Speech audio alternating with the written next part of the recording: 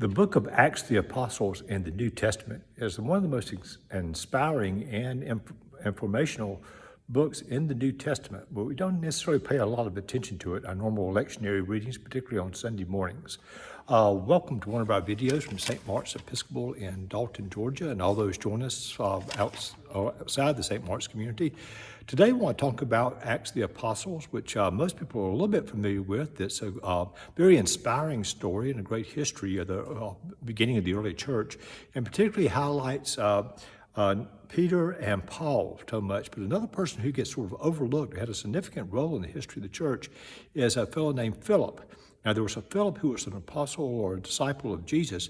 This is another Philip, and he shows up in the 6th chapter of the book of Acts. He was a member of the early church in Jerusalem, and he was chosen to be one of the first deacons in the church. Now, the reason there were deacons in the church is that the church grew so much that some of the apostles couldn't keep up with all their duties, and particularly making sure that the Greek-speaking widows were getting the right amount of food. So they decided they would expand and give more people responsibilities. So they picked out 7 deacons, including Stephen, who later was stoned in Jerusalem. But Philip was one of these deacons. So he started out as a servant in the church, serving food and probably doing other duties. He also became a good speaker in the church. And after the church was sort of driven out of Jerusalem, he went, going on to the 8th chapter, he went first to Samaria, speaking about the good news of Jesus and spreading the gospel. But also he was told by the Spirit to go down over to Gaza, which ironically is in the news today.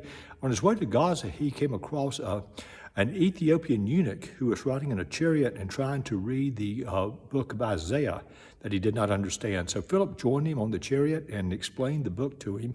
And he was so persuasive that later on, when we came to a body of water, they went down and Philip baptized the Ethiopian. Now, it's strange that one of the first, this may have been the first Gentile convert of the gospel of Christianity, or those following Christ, what it was called in those days.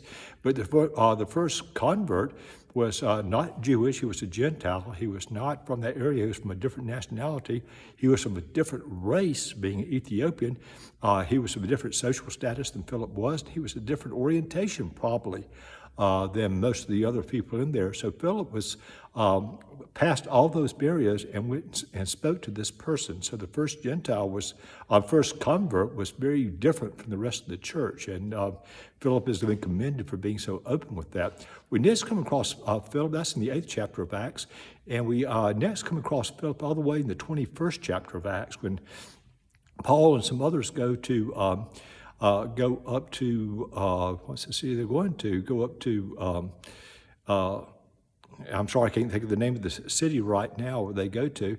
Caesarea, I'm sorry, and they visit Philip. Now, Philip has moved on. This is several years later, and he has 4 unmarried daughters who have the ability to speak prophecy.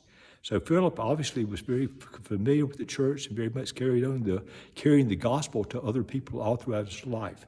So while the book of Acts of the Apostles is a very inspiring book, a historical book, let's remember this week Peter. Today, as I'm filming this, is October the 11th, which is the feast day for St. Philip. And this is, again, not Philip the Apostle, but Philip the deacon and evangelist. And for people like Philip, who carried the good news to everywhere, which made the church what it is today, we need to say, thanks be to God.